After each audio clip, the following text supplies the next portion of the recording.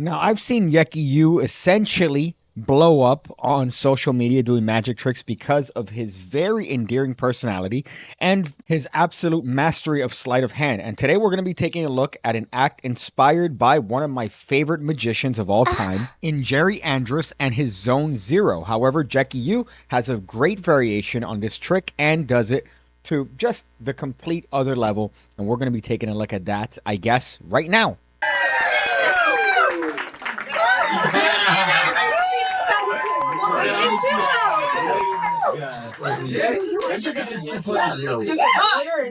Hi. Let me introduce myself. My name is Jeki Yoo from South Korea.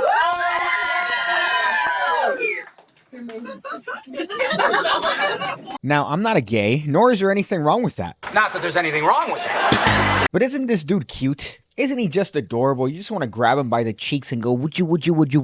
But it's very important from the very beginning. A lot of people talk about their opener and the first 5 seconds, and he doesn't start with anything other than a simple hello and an introduction, and yet you are already charmed, and you know that he's going to have this personality throughout the entirety of his performance. It's infectious. This is potentially the most crucial part of your entire act because it sets the precedent for the rest of it. So it's very important to establish your personality and how you are even from the get-go. This reminds me of an awkward magician I saw on Facebook where within the first 5 seconds, he doesn't even look at the audience. He just comes in, reaches into his, I don't know, it looks like a boombox and presses play. That's the first impression you want on your audience? Definitely not. So right here, he's infectious, he's energetic, and he's enthusiastic about what he's about to perform for the audience. First magic. The first magic is about the imagination.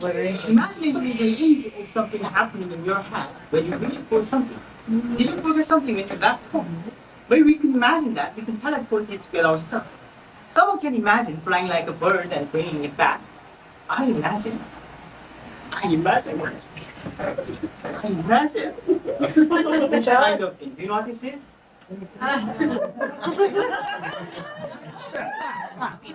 This is just doorknob. Do you have your mind?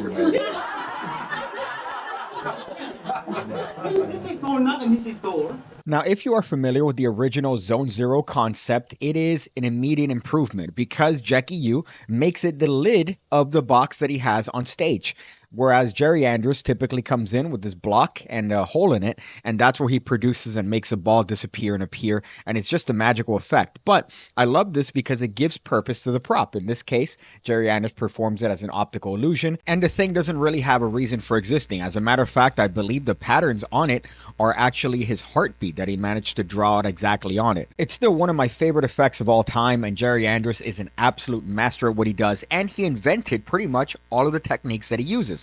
So he didn't have to resort to pre-existing things. He's the one that came up with all the sleight of hand and all the necessary moves. But what I like about this adaptation, as you're going to see how Jeki Yoo performs it, is that he gives a reason for that prop existing. In this case, you could see that he has a small little block on a table, and that is where the lid comes into play. So he's going to use the lid for that block, and that's where he actually starts performing and producing objects. I imagine that the opposite side of this door was connected to my house. If I remove this door knob, there's a hole, and this hole is connected to my. Let me show you. Hey! Louder. Okay. Nothing here. If I put my hand into the hole, I get a hole. Wow. Thank you. If I put it back, it's gone. My hand into the hole, the hole reappears. Also, he gives a reason as to why these objects are appearing. In this case, the lid happens to be representative of a doorknob, and that doorknob is actually one that's connected somehow through magic to his house. So he's able to pull things from his house, and you're going to see that it becomes increasingly more impossible as the act goes on. This is a great lesson in and of itself, just because if you are adapting something that's already pre-existing, make sure to add a twist to it. In this case, Jeki Yoo is adding a logical twist to what is a very difficult trick to make your own, and I think he's made it his own and actually made it better. Out of my roots, won't steal mine.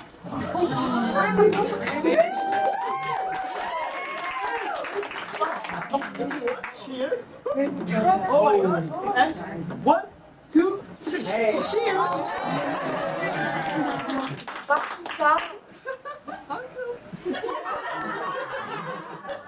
Through this this hole. Through this hole, your imagination can become reality. You already left your house to have feed your puppy. Oh my God. You can put the food in the hole, and you forget to turn off the faucet before leaving the house. Dog. Oh shit. And you have to have a housewarming party, so you have time to clean the house. Don't worry about it. Together with this hole, you can solve all these problems. Like this. All these problems. As I mentioned before, you could learn this trick by Jerry Andrus in his Lifetime of Magic DVD set. I think it's worthwhile. A lot of the tricks there are things that you'll never do, ever, but it gives you a good lesson in what you could do when you are isolated from learning magic in conventional means. Jerry Andrus was notorious for not even using books, not even looking at any sort of VHS tapes in his day. He would just come up with all the sleight of hand necessary, and you see the manifestation of that in his work. If you are the opposite of that, I suggest the PigCake Magic Academy, the home of over 1,500 videos going over card stuff, coin stuff, everything you need to become the best magician you could possibly be, all for the low price of $5 a month, the equivalent of a single White Claw, and you get access to all those videos. And I'm always uploading new content. I probably uploaded a video today, so you should check that puppy out and join the Academy and become a proud member, much like everyone else that's joined already is. Now, the angles for this particular routine aren't necessarily the best. You are essentially getting a ball that contrasts the actual board you are using and tossing it behind the board back and forth from one hand to the other. Or in this case, Jeki made up a different technique than Jerry Andrus, where he uses his arm to hold certain objects, but he also manages to squeeze in the production of other things. He produced a bottle, and he's going to produce what looks like to be a clothesline with a lot of clothes on it. Now, talking about this effect specifically as an opener, I think it's great. Now, in terms of nervousness, it's not one of the best ones to do if you tend to be a performer that is a little bit jittery before, because this is very sleight of hand heavy. If you are going to do an opener, I suggest it be something that's not necessarily so difficult to perform and yet establishes your personality and your character, and also sets the tone for what is to come. Typically, there's a lot of routines that don't involve a lot of sleight of hand, depending on whether or not you're going to do a magic set or a mentalism set that falls into this category. So I suggest going for something that's easier rather than more impressive, just to get those yayas out of the performance, and also so you could get a good feeling as to the crowd that you are about to perform for. However, don't forget to close the gas valve when you go up. Oh my gosh. Oh my gosh. Oh my gosh. Oh my gosh. Oh my gosh. Oh my gosh. Wow. Thank you.